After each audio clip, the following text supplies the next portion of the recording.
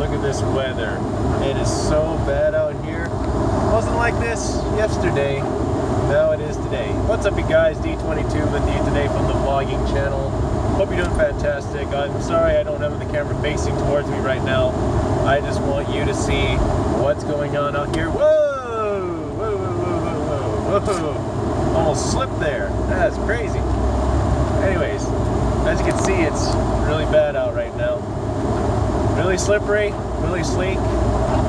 Not a good idea to be driving right now. I mean, I'm focusing on the road and I'm making sure that I'm safe, but right now it's pretty bad.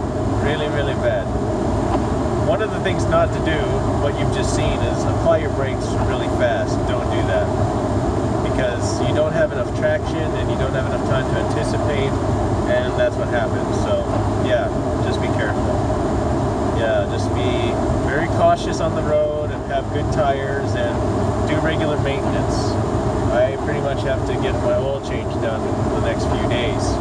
So yeah, be safe out there, everybody. I don't know if you got bad roads where we are, but yeah, it's oh yeah, oh, that's a lot of slip.